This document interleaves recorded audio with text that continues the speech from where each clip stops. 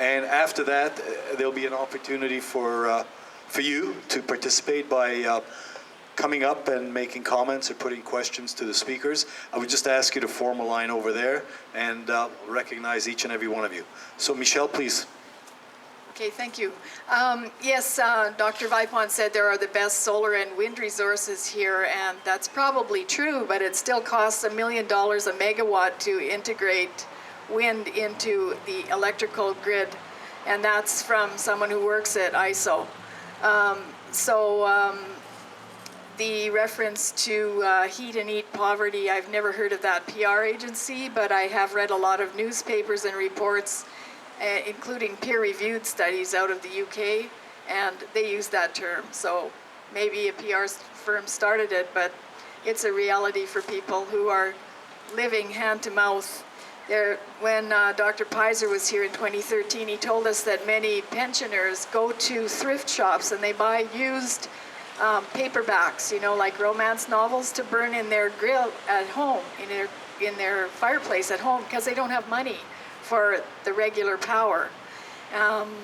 Also, with regard to wildfires, if you look at the Flat Top Fire Complex Review study, which was about the Slave Lake fires, you'll find that most of the 50% of the forests in Alberta are now old growth forests, so they're going to burn. That's what they do. Fire is a natural way of the forest renewing itself. And also with regard to climate change, it's actually not human-caused climate change activities that are causing wildfires. It's human negligence. Usually 60 to 80% of the fires in Alberta are caused by people. Not necessarily arson, but usually negligence. And as for Dr. McKittrick, he is a very fine economist, and he undoubtedly would do an excellent analysis of any simulation. So he was one of the early people who questioned the math on all of the simulations on global warming. And so I think that we can take it for granted that he studied it for a long, long time. And thankfully, he's shown that we aren't facing a climate crisis, even though we do have an effect on climate and pollution. And we should do more and more about fixing that and less about wasting money on climate change initiatives. Thank you.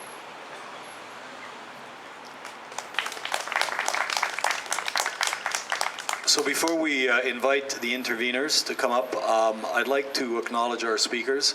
We are profoundly grateful to our speakers. Without our speakers, we'd have no Speaker's Corner. They take of their time in preparing their texts.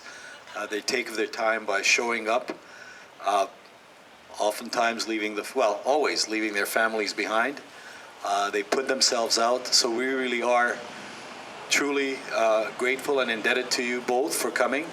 And consistent with our practice at Speaker's Corner, we offer each of you a certificate of appreciation. And simply to both of you, we say thank you for dedicating time and effort by speaking at Speaker's Corner Calgary. Thanks to your contribution of ideas and energy, we are better able to inform, enlighten, and entertain a more vibrant Calgary. Dr. Vipond, please accept this. Michelle, please accept this. Thank you. Okay, so the floor is now open. I think this gentleman wants to go first. Come on up.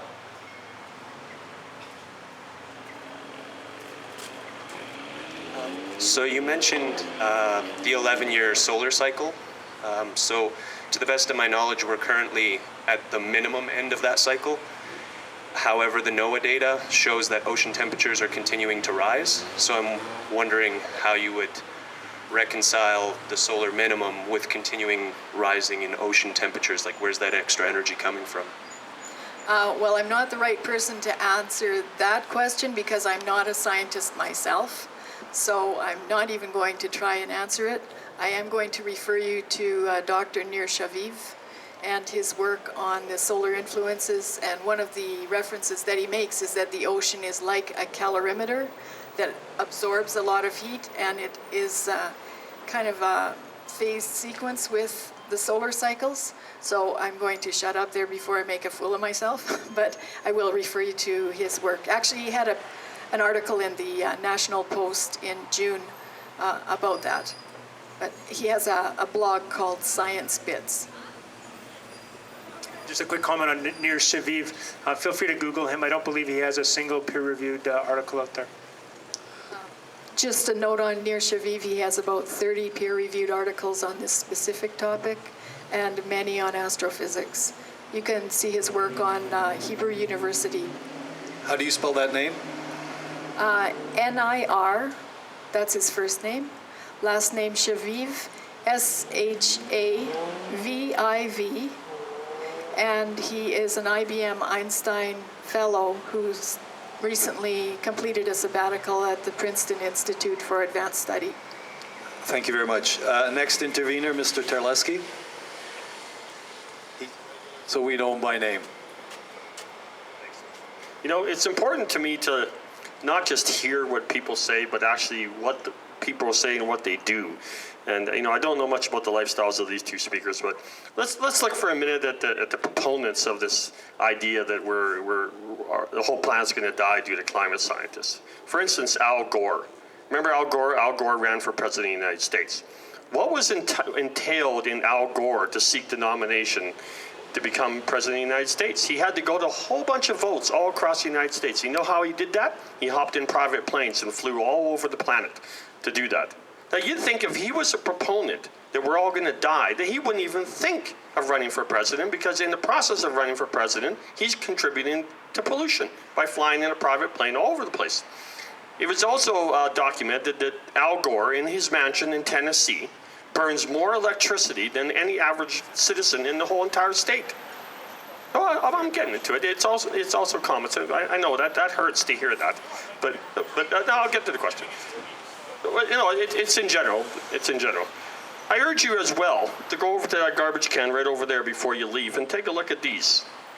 These are produced by a yogurt place right across the street. And I can bet you that by the time this summer is over, we have buried anywhere from 10 to 15 to 20,000 of these plastic spoons into the landfill.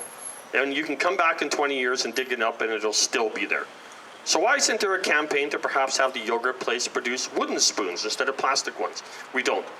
And just another note, as you sit here and listen to these speakers and tell you that climate is going to destroy us, if you were to count every single car that just went by on 17th Ave, it would take you a while to count all those cars. So I find it interesting that suddenly about 10 years ago we came up with this, 30 seconds? I think we have to look at what the people that are proposing these ideas actually do. And on a closing on this one, David Suzuki, who flew into Calgary to give a 40-minute speech of which he would not take questions. He wouldn't take any questions, got back up on a private plane and flew back to Toronto. He could have did it on a screen and relayed it to Calgary, but no, he chose to fly here. During another campaign that he was here, he was speaking downtown. He let a diesel bus burn on and continued the ignition of that diesel bus for approximately 45 minutes. Okay, I think the question is to me, and I'm going to take the question as how can people who continue to live in society still advocate for climate change? And I think it's a reasonable question. Sure. I live in society. I live in a house in Calgary. I use a vehicle. So I guess it comes down to the idea of system change and advocating for system change. Because you know what? I could go, and Al Gore and I, in fact, Al Gore, David Suzuki, and I could go live in a cave together and maybe do some live off the land subsistence energy, or subsistence agriculture. And we would have zero impact on the planet, but we would also have zero impact on system change. So what I personally have done is try to minimize my impact on the planet. I biked here today. That's my bike behind me. It's kind of strategically back there so you can see it. I don't deny that. I bike a lot of places. My vehicle is a clean diesel. It's a Volkswagen Golf Wagon TDI. I get about 4.9 liters per 100 kilometer on the highway. It's the best I can do under my circumstances. I just dropped it down from a Honda Civic, one of those little mini SUVs. So I actually improved my climate impact by about 40% by making that change. I have solar panels on my house. which basically make my electricity, I'm a zero impact house electricity-wise. I still have natural gas-fired furnace, and I have a natural gas-fired hot water heater, both of which are the highest efficiency I can have, and I have all my utilities are high efficiency. So I'm doing the best that I can so that I can look my kids in the eye and say, you know what, I tried, even if the, forgive the word, shit hits the fan, I did the best that I can do. But as part of doing the best that I can do, it's going out there and advocating for change, advocating for that system change that we require in order to get the climate to be safer. And sometimes that means I have to go to Edmonton and meet with ministers. Sometimes I have to, I don't know, that's probably the biggest use of my carbon footprint in order to advocate. But the point is I'm trying. I wonder, sir, are you trying? No, it wasn't that you personally. I just wonder why the big advocates like David Suzuki and Al Gore are such big. I can't speak for him. So if your question is about me, I can only speak to myself. So I'm sorry I can't answer for those people. Okay, thank you very much. I think that question has been asked and answered. I think this gentleman in the red wishes to intervene. First of all, thanks to our organizers for setting this up. I really appreciate the opportunity to have some public engagement. Hey, Morgan. We talk about energy use and we need our electricity. Well, as I bike down here, there's at least 3 streetlights, half a block up, that are lit up under broad daylight. Why? And who does it benefit? It benefits only one entity, the power company that's selling the electricity. It doesn't help us. It doesn't help our air quality. It doesn't help wildlife in any way. It just improves the earnings of the power company. So when I see that, and I see that often, I call 311. I give them the address, the location of these lights that are lit up under broad daylight. I've been following the issue of climate change for a long time. I think I wrote my first letter to the editor in about 1989 or 1990. And since then, I felt kind of alone being concerned about this. It felt like me and Greenpeace. But you look around now, and it's the IMF, the World Bank, PricewaterhouseCoopers, the International Energy Agency. They're warning us that there are serious consequences to this. Now, Michelle Stirling and the Friends of Science think it's fine. But we live in 2 worlds. We live in a world of natural ecosystems, and we also live in a world of corporations and governments. And there's a tide that is growing, and Alberta is being left behind because we haven't wanted to get serious about climate change. So I think that's even if you don't care about climate change, it might be worth looking at the way the world is going, and we are getting left behind. But my question for the panel is actually to Michelle, because I've often read Michelle complaining about what the Pembina Institute does with their money and where they get their money. I'd like to ask, where does Friends of Science get their money? Why are there 2 sets of rules? How come certain people have to announce where they get their money from, but Friends of Science so far hasn't been willing to? So we're going to give Michelle the opportunity to say where they get their money from. Is the mic on? We get our money from our members. We have a small number of members. They buy memberships and they make donations, personal donations. They're very loyal. Most of them have been with us from the beginning. And that's where we get our very small money. We operate on a beer budget. I drive a 1993 Mercury van that was my father's. It has a fuel converter on it to be more energy efficient. And I walk a lot of places, take the LRT. I live a very modest life in a small 2-bedroom apartment. I'm not funded by big oil or big coal or big anything. I'm just driven by the need to have evidence over ideology. And in regard to the IMF and the World Bank and the International Energy Organization, I think that people should be aware that there is another thing called big carbon now. In 2007, the World Bank and a private fund made $1.2 billion in 23 minutes trading carbon through the UN CER program, their clean device mechanism, on pollution from a Chinese plant. So if you're making that kind of money on an invisible substance that's delivered to no one, you're never going to fix that pollution. You're just going to use it. And the further point, I used to work at Alberta Environment as an information coordinator. And I can tell you that there's a document online called Moving Forward. It's from 2007, and it shows that Alberta was the first jurisdiction in Canada to have a carbon deal. It was the first jurisdiction to have an environment ministry, an environment minister. We have a 95% rate approximately of compliance on recycling. We were one of the first to have a tire recycling, oil recycling. We have the most stringent air quality standards in Canada, some of the most stringent standards in the world, and we also have reclamation as a law. So all of these places that are crapping on Alberta are not looking at the actual record of what our people accomplish here. So it is incorrect to say that Alberta is far behind. Alberta has been far ahead, and from many years ago, on climate change. Okay, thank you very much. Gentleman over here, please.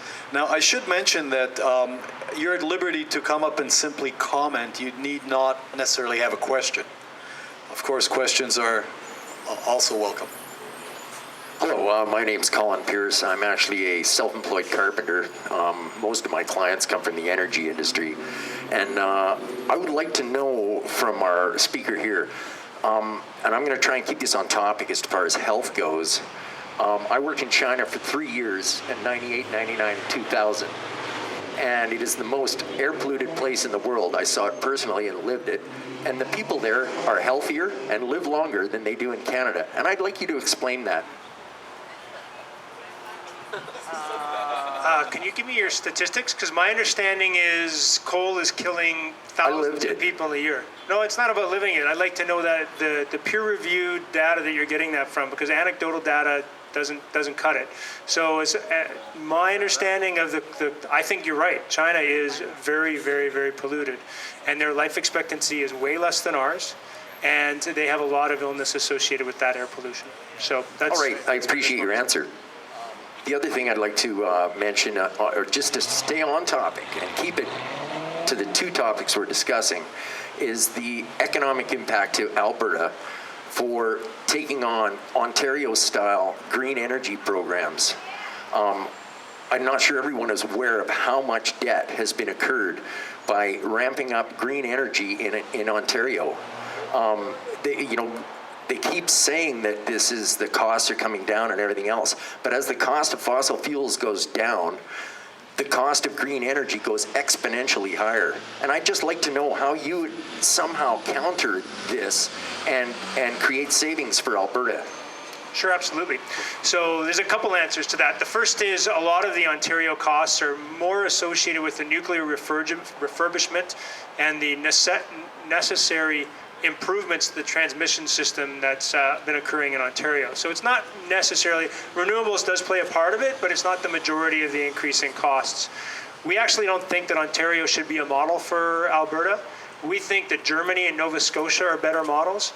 Both of those countries have what we call community feed-in tariff programs. We're not even sure if feed-in tariff is the best way of doing it, but as far as their programs go, in Ontario what happened was they had a large feed-in tariff up to 80 cents a kilowatt hour, and these big international companies parachuted in and started putting in solar plants and wind farms across the country of Ontario. And there's a lot of resistance to that. We can see there's a lot of resistance to the wind based on health effects, which has been what's the right term? Debunked, right?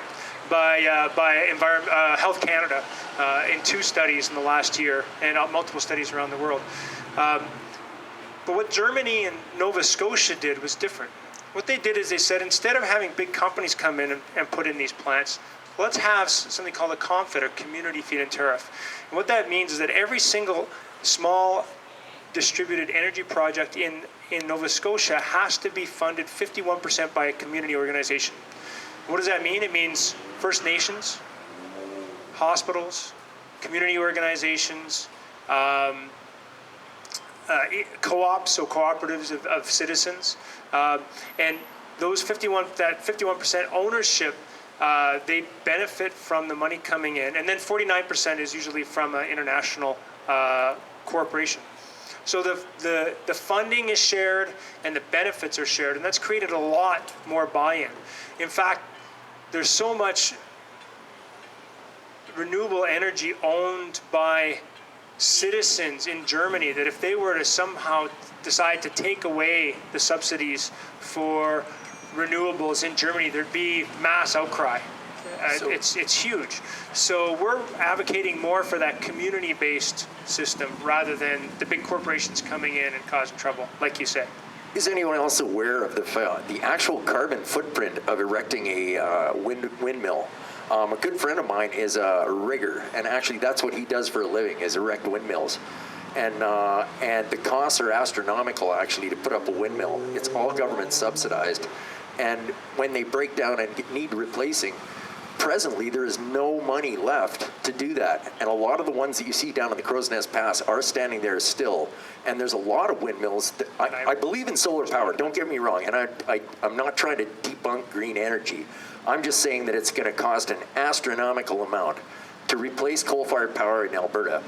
And I still believe that the volumes required to do it will never come from wind, and they'll never come from solar. So if I could just take a brief moment to rebut that. We actually have no subsidies in Alberta for wind power at the moment. If it wasn't for the renewable energy credits that they're getting from California, none of the current wind power would be built here in Alberta. There's simply no subsidies here. And I think we need to actually incentivize that clean energy. At least three other speakers want to line up. Michelle has a brief comment. I just wanted to respond quickly to the gentleman who just spoke. One of the things that we don't think about in China and the developing world is that many people are dying from coal and other use of biomass like dung and wood because they're burning it at home on their little cooker right in their face. And when you're breathing all that stuff in, that is killing you when it's right in your face. And so, sadly, it's because they don't have access to modern emissions-managed fossil fuel use that they're living in these conditions. So that's part of the big smog pollution in China. About half of it is from that, like home cooking and street cooking. Thank you. My name's Gary Reynolds, and just by way of background, I have been working in the power industry in Alberta for close to 15 years, so I know a little bit about it. Right off the top, Dr. Joe, the comment you just made that there's no subsidies for renewable energy in Alberta is categorically untrue. There was a program in the mid-1990s called the Small Power Producers Program that basically backstopped the wind farms that were originally built down in the Cowley Ridge area towards Pincer Creek. So, currently that's true, but I mean, the initial builds of wind farms in Alberta were subsidized by the Alberta government. And there's a couple of other issues I have with some of the way that you present things.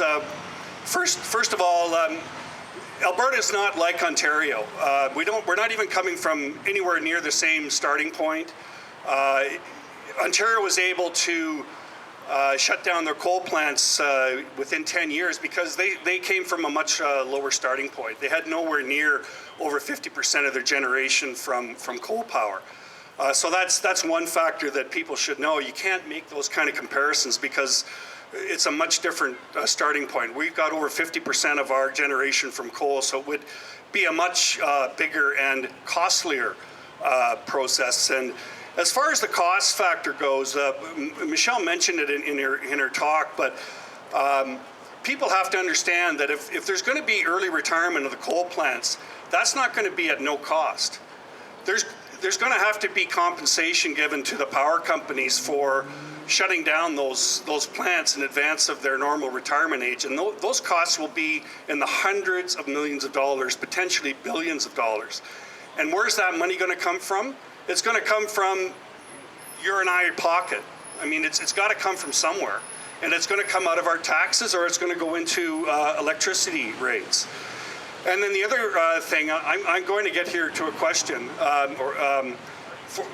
for Dr. Joe. Okay, well, that's fine. And the other thing is, in the comparison of costs of green energy versus conventional, one thing that I don't hear being mentioned by Dr. Joe is that because wind and solar doesn't run on a 24/7 basis, the average output for a wind farm is about 1/3. So what that means, and Michelle mentioned the $2 billion that it costs to build transmission down to southwest Alberta. For that $2 billion you're putting in, you're effectively paying 3 times as much as you would for transmission to go to conventional, like a natural gas plant, because you only get 1/3 of the output. So my question to Dr. Joe is, and you mentioned it yourself, you say, okay, you've got a solar, well, this is another point. You mentioned you've got a solar panel on your house, but you also have to have a natural gas furnace, right? Because you have to have backup. The sun's not shining all the time. So I don't understand also how your model works. You say shut down all the coal. Where's the backup going to come from when the wind's not blowing and the sun's not shining? You're going to have to build a whole bunch of natural gas-fired coal plants to back up the whole generation system in Alberta. It just doesn't work. In Alberta, we don't have the benefit of hydropower behind dams that can be used for that purpose. We just don't have it. So my question is, do any of the numbers that you mentioned in your presentation include the cost of compensating generation for early decommissioning and the increased cost of building transmission to all the renewable energy? Thank you. Thank you for your question. I actually have 3 questions which I heard there, so I'm going to answer all 3 if I may. The first thing is that we're not Lake Ontario, and you're absolutely right. And you heard, aside from the health impacts, I did not make any comparisons to Ontario. I made comparisons to Nova Scotia, which was primarily a coal-generated area. I made similar comparisons to California, which also was a fossil fuel-based grid up until recently, and comparisons to Germany, which was a combination of nuclear and coal-based generation. Probably Germany's the most impressive, because not only did they ramp up the renewables, but they've also taking off all their nuclear power. And so it's a very analogous comparison. By getting rid of all that nuclear power, what are they replacing with? There's been some debate that they're actually increasing the lignite use, which is a concern. But if you actually look at their long-term projections, they'll be off of those, I think, by 2040. They'll be off of the lignite as well. But they still have some very, very, very ambitious renewable goals, even by 2030. So let's not compare ourselves to Ontario. I don't think we should compare ourselves to Ontario. One of the nice things about being last to the renewables party is we can learn from everybody else's mistakes. So let's not use Ontario as a model. Let's all agree on that. Compensation. The only people I hear talking about compensation is the coal companies, and fair enough. If somebody wanted to come down and close down my plants, I'd say, well, okay, you can close me down, but give me a lot of free money first. So how do we stop that? Well, there's a couple things. I can actually think of 4 ways of closing down the coal-fired companies. It'll take me about 5 minutes to run through them. 3 minutes? I'll be quick. Okay, so I'll just use the 2 that absolutely involve no money. Well, there's 3. The first is you could just price out all of the externalities. So pick a price for carbon, pick a price for SOx and NOx and PM 2.5, and you pay for everything you put into the atmosphere. And I tell you, they would be out of business pretty quick. That's probably the most random one, though. There'd be no control of that. Another option would be to just cap the lifespan of these plants at 40 years. We already know you can cap the lifespan of a plant because the federal government did it. So if the federal government can legally do it, then the provincial government can legally do it as well. And if we actually had a cap at 40 years, we would have a substantial improvement. There'd be a whole bunch of plants that have to come off tomorrow, and then a bunch more plants that would come off over the next few years. And finally, the question about base load. Well, as I mentioned before, there are other jurisdictions that are doing this. If they can do it in Texas, in California, in Germany, in Nova Scotia, and their electricity grid isn't falling apart and the sky isn't falling, why can't we do it here? We're just as smart as they are, aren't we? Maybe even smarter? I don't know. I'd like to throw that out there. I just have a comment there. Oh.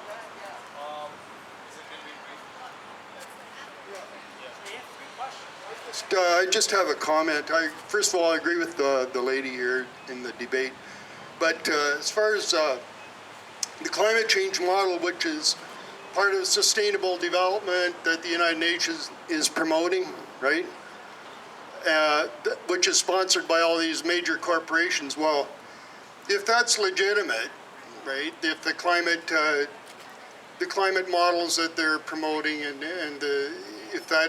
if their point is legitimate about climate change, well, then why don't these corporations address the real problems in the world, like the loss of biodiversity, the pollution in the oceans, and militarism and nuclear power like Fukushima, and all the depleted uranium around the Middle East, and all the real problems? You know, if they were really sincere about climate change, well, you think they'd be addressing the more serious problems that we have first, but they're not. So it's a fraud. Thank you for that. I'm not sure what the question was, so I'm just going to pass this on to Michelle so she can answer the other one.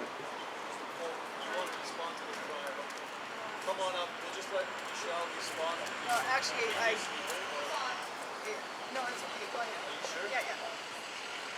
Hi, thank you both for taking your time to do this today. That's great.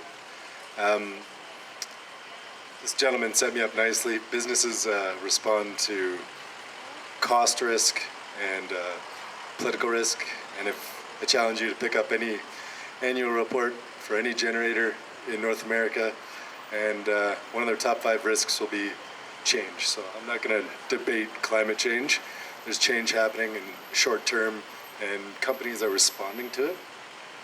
That said, I think you've got a lot of really good ideas about energy efficiency as a motivator to impact people on a short term, but the cost is tremendous. Not just energy efficiency, but moving to a larger renewables base. And I'm just looking